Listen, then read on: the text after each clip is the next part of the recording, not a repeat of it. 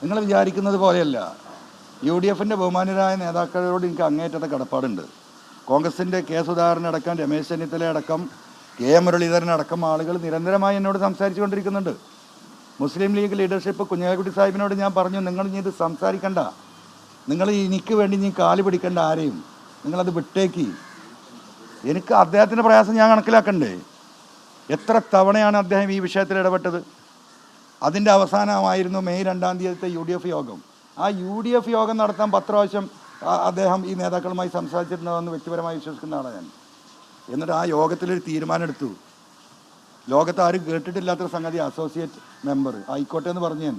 കാരണം എന്താ, ഞാൻ ആദ്യം പറയുന്ന പോലെ ബസ്സിൻ്റെ സ്റ്റെപ്പിലാണെങ്കിൽ നമ്മൾ ലക്ഷ്യത്തെത്തിയാൽ മതിയല്ലോ.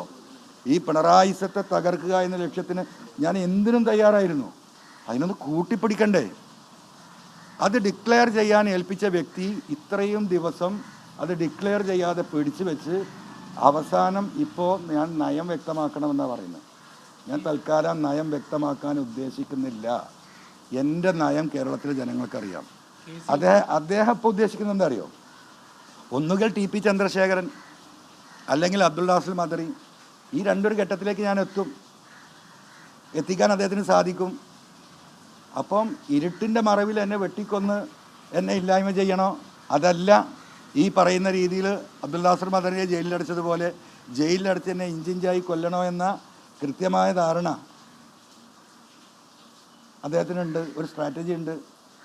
ഞാനത് മനസ്സിലാക്കണേ. ആയിക്കൊണ്ടിട്ട് എനിക്ക് കഴുത്ത് വെക്കാൻ പറ്റുമോ? അപ്പം എനിക്ക് ഇനി പ്രതീക്ഷ ആ നിലമ്പൂരിലെ പാവപ്പെട്ട ജനങ്ങളിലാണ്. അവർക്ക് വേണ്ടിയിട്ടാണ് ഞാനിത് ഇറങ്ങിയത്. എനിക്കൊരു അധികാരവും അതിന് വേണ്ട. മത്സരിക്കില്ല എന്നല്ല ഞാൻ ഈ പറയുന്ന വിഷയത്തിന്. മത്സരിക്കണ്ടേ എന്നുള്ള കാര്യങ്ങളൊക്കെ ഞങ്ങളെ പാർട്ടി സ്റ്റേറ്റ് കമ്മിറ്റി, ഇന്ന് സെക്രട്ടേറിയറ്റ് ഉണ്ട്, നാളെ സ്റ്റേറ്റ് കമ്മിറ്റി ഉണ്ട്, കൂടി ആലോചിച്ചിട്ട് നാളെയോ മറ്റന്നാളോ തീരുമാനിക്കും. അപ്പോൾ അൻവറിനെ ഒതുക്കുന്ന ഒരു തെരഞ്ഞെടുപ്പിലേക്ക് VD സതീശൻ ഈ തെരഞ്ഞെടുപ്പിനെ കൊണ്ടുപോവുകയാണ്. അത് അൻവറിനെ കൊല്ലാനാണ് എന്ന വസ്തുത എനിക്കെങ്കിലും മനസ്സിലാവണ്ടേ? അതിന് തൽക്കാലം ആ എന്താ പറയുക, ആ ചതിക്കുഴിയിൽ വീഴാൻ ഞാനില്ല.